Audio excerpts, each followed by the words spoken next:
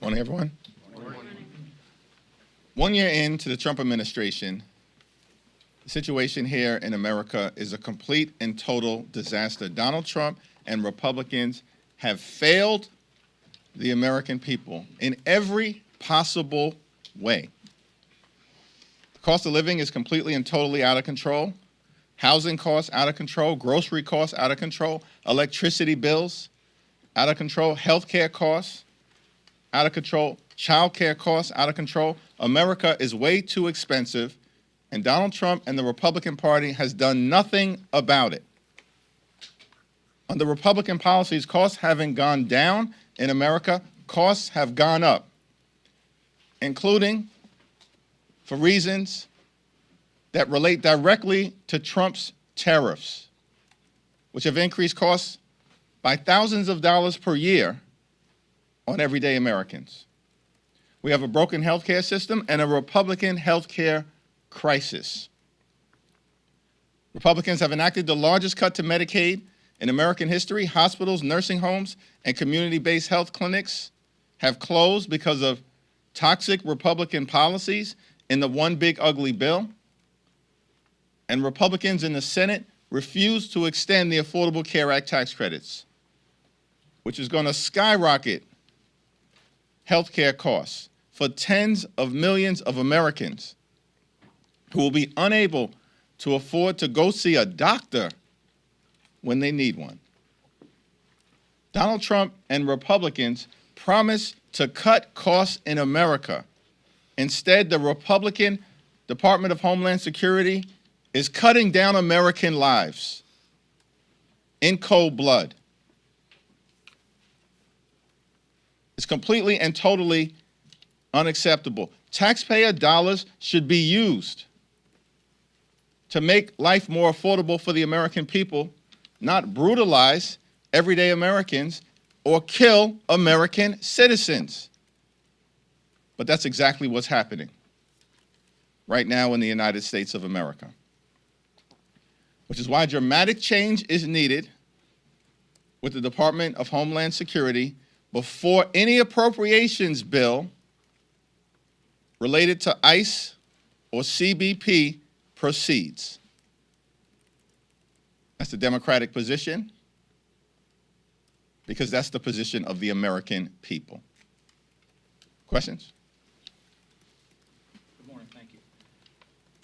Last March, you and Leader Schumer didn't seem to be quite on the same page when there was a question of government funding here. So are you confident that what they're going to do next door is going to reflect what the position is on the House when it comes to this? Are you engaged in what he says, if they come up with an agreement with the White House to advance these spending bills, that's going to be in sync with what House Democrats would like? First of all, that question is so March of 2025.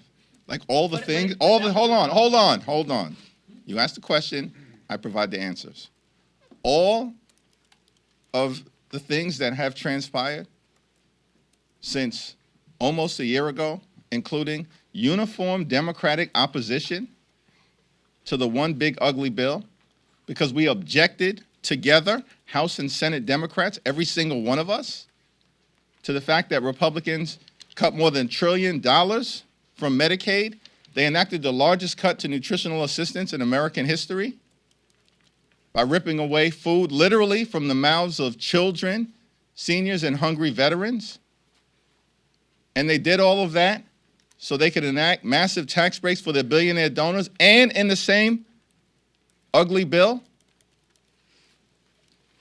add $191 billion to the Department of Homeland Security, including giving $75 billion to ICE. So this killing machine could be unleashed on the American people. And you're asking me about what happened in March of 2025, when every single House Democrat and every single Senate Democrat stood against that bill. And for 43 days in the fall, during the Trump Republican government shutdown, together we raised the issue of saving the health care of the American people. And everybody knows who won the narrative in connection with the Trump Republican shutdown, because House and Senate Democrats, Leader Schumer, all of us in the House, overwhelming majority of Senate Democrats stood together. We're winning election after election after election. Republicans are being crushed. Donald Trump's approval rating is underwater, including as it relates to the economy, healthcare, and immigration. These extremists are completely and totally on the run. So yes, short answer, we are on the same page. Now, with respect to what emerges from the Senate, as is always the case, we will evaluate whatever bill comes over to us on its merits. Thanks. Second row.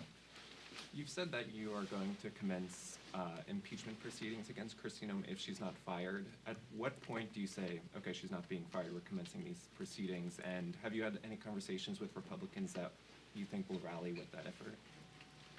I have not specifically spoken to any Republican other than Speaker Mike Johnson as it relates to the appropriations bill. I did reiterate in my conversation with Speaker Johnson that we intend to proceed with impeachment proceedings if Kristi Noem is not fired. Kristi Noem is a complete and total embarrassment. She's a disgrace. And on top of all of that, she's presided over the cold-blooded killings of American citizens like Renee Nicole Good and Alex Preddy. Unacceptable. She should have never been confirmed. Shame on every Republican in the Senate who put this wildly unqualified person into a position of significance in the Department of Homeland Security so she could unleash brutalization on everyday Americans, American citizens, and law-abiding immigrant families. It's disgraceful. She's got to go. We are dead serious. She needs to be put on ice permanently. She's got to go. And by the way, she's not the only one. Stephen Miller is the architect of Donald Trump's toxic immigration policies. He's a stone-cold liar. He's a bigot. He's a hateful individual. He's a malignant, unelected interloper. He needs to go as well. Why does Donald Trump, if he truly is trying to change direction, have these people around? So when we evaluate the administration's intentions, we're not interested in a change in tone. We're interested in a change in behavior on the ground in American communities across the country and as it relates to the people who are around Donald Trump. Thanks. Go ahead, Michael. Thank you. How recent was your conversation with the speaker? Yesterday. Okay. This weekend there'll be a special election in Texas where Houston voters will seek to, replace, fill the seat that Sylvester Turner vacated when he passed away last week. It's going to tighten the margin in the House even more. Just want to get your thoughts on the election. Do you have any relationships with the two candidates? What are your thoughts about the House returning next week with one more Democrat that will, again, kind of tighten the margins even more, make it even harder for the speaker to, govern and enact his agenda? Well, the people of the 18th Congressional District, it's the 18th, right? Yeah. People of the, just making sure you're paying attention. The people of the 18th Congressional District will decide who represents them in Congress. It's a legendary district. I mean, one of the most legendary congressional districts in the history of this country. It sent to Congress Barbara Jordan, sent to Congress Mickey Leland. It sent to Congress Sheila Jackson Lee. It's a legendary congressional district. So we're excited to see what comes next. And of course, that person stands on the shoulders of all of those giants, and though he was only with us for a few months, the great Sylvester Turner. What about the margins? Thanks. Well, with respect to the margins, this is another reason why, as we have continued to say, House Democrats, Senate Democrats, all of us, that when it comes to these appropriations bills or any legislative item before the American people, we're just not down with the my way or the highway approach. It's not going to lead anywhere other than crashing and burning legislation or the appropriations process. The extremists in the Republican Party spent the better part of last year trying to fool the American people as if there was some big, beautiful mandate. And because they apparently convinced themselves, though not the American people, they've engaged in things that have worsened their position, not made life better for the American people. And if they continue down that destructive path, only a few things are going to come out of it. One, Republicans may shut the government down again, at least in part. Two, they will continue to fail to deliver on their promise to lower the high cost of living. And three, which we know to be the case, they are heading toward defeat on November 3rd, when Democrats will take back control of the House of Representatives. Thank you, Mr. Leader. Thank you. Thank you. I wanted to ask you about these negotiations that are ongoing in the Senate about potentially separating out a DHS-CR. I was just wondering how you're feeling about those conversations, whether you think Democrats would vote for a DHS-CR with changes, and also are you involved in these discussions at all? I've had conversations with Leader Schumer and Mike Johnson. I have had no conversation with the White House. But the White House understands that the only group of people that speak for House Democrats are House Democrats. So we'll evaluate whatever comes out of the Senate. We support the position that the 5 bipartisan bills that had strong bipartisan support in the House should be voted on, sent to the president, and signed into law promptly. The failure to do so will simply be another indication that Republicans, once again, want to shut the government down in order to try to jam their extreme right-wing policies down the throats of the American people. We know where that winds up, nowhere.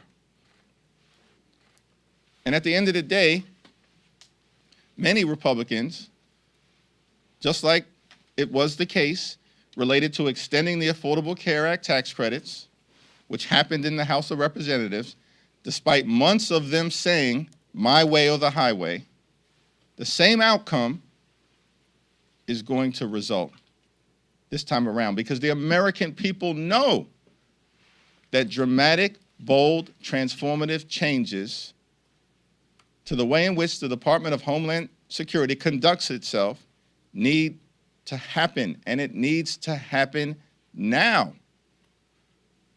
Not weeks from now, not months, not next year, not when Donald Trump finally leaves the Oval Office.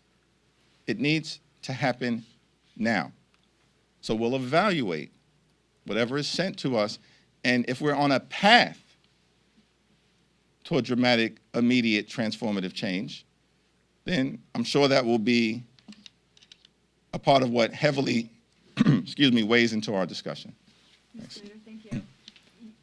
We've been asking about this, but as a follow-up, you did say that you're on the same page with Leader Schumer. He enunciated 3 particular demands that Democrats have. Yesterday, one dealing with warrants and making sure there are warrants, no roving raids, as he said. Second, dealing with enforcing code of conduct, and the third, dealing with masks and other, making sure there was IDs for ICE and CBP.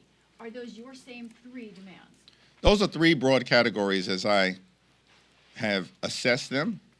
There are specific areas within each of those categories that we'll need to drill down on, but from the standpoint of accountability, for instance, it is our position that there need to be independent investigations whenever DHS agents violate the law, and those investigations cannot be conducted independently by the Department of Justice or by anyone closely associated with the Trump administration. They have no credibility to investigate anything.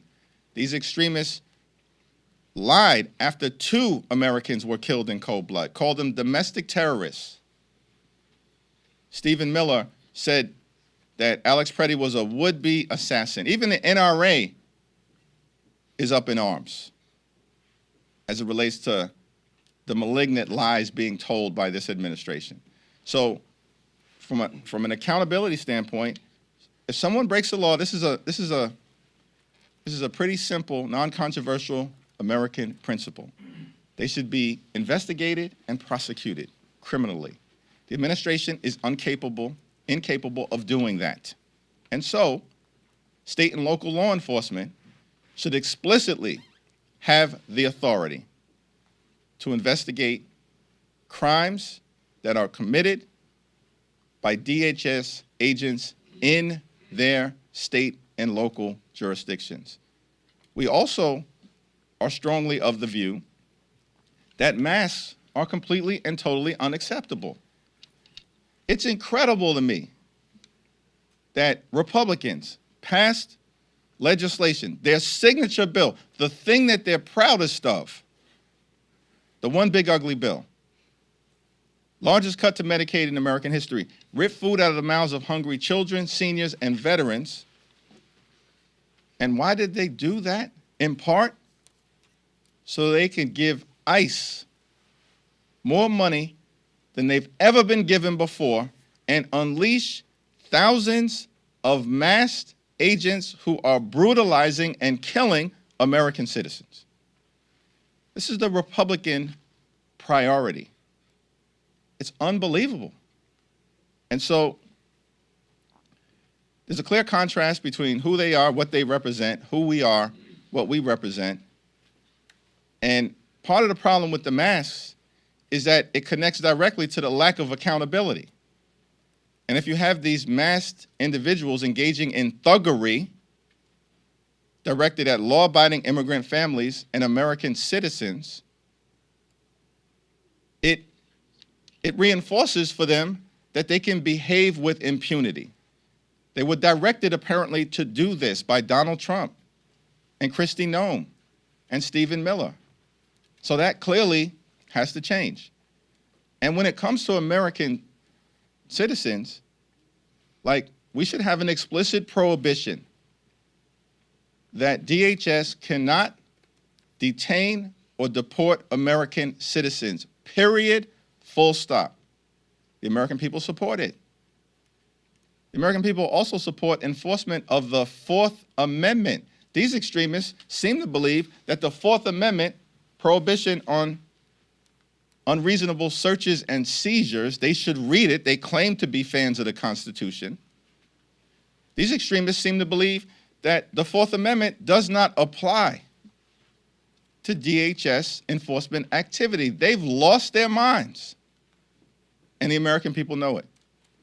And so we believe that a judicial warrant should be required in all circumstances related to DHS and ICE activity before they can break into homes or rip people from their cars, break glass. The American people reject it. It's out of control. It's one of the reasons why ICE is deeply unpopular right now, and they will remain so.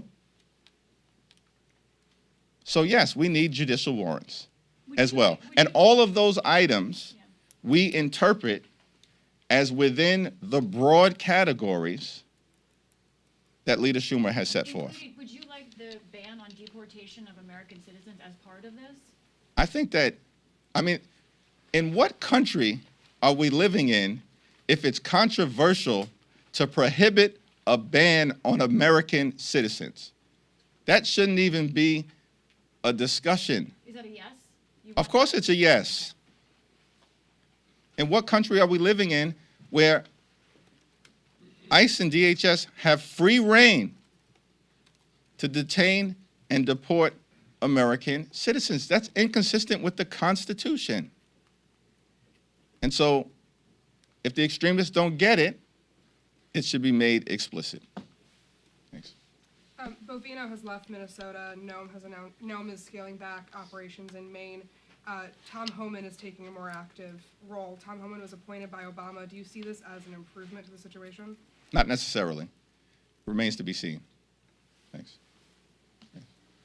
When you talk to the speaker, have you gotten any kind of assurances that he will seat whoever the winner of the Texas special election is in a timely manner to avoid a repeat of what happened with Adalita Grijalva? I think that point has been made explicitly clear to Speaker Johnson and to Republicans that we can never have another Adalita Grijalva situation again, beginning with the victor of the special election connected to Texas's 18th congressional district.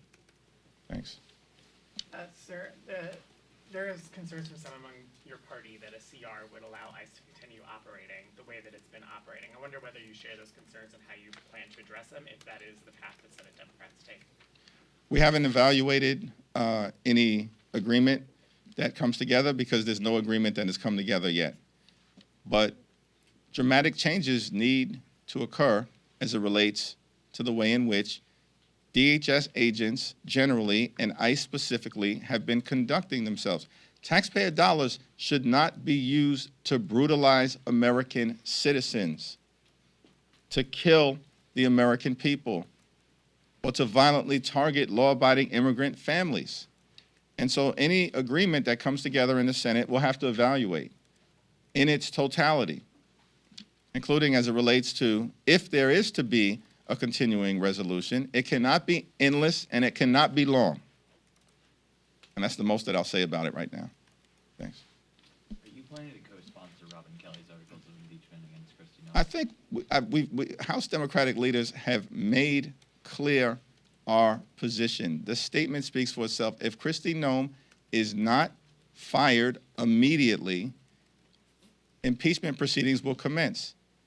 Jamie Raskin, who was the lead impeachment manager during Trump's second impeachment and forcefully and actively participated during the first impeachment, issued a statement where he made clear how he thought things should proceed in reference to this current version of the Kelly resolution as a foundation for the investigative work that needs to take place to ensure that we are presenting the strongest possible articles of impeachment of Kristi Noem before the House of Representatives.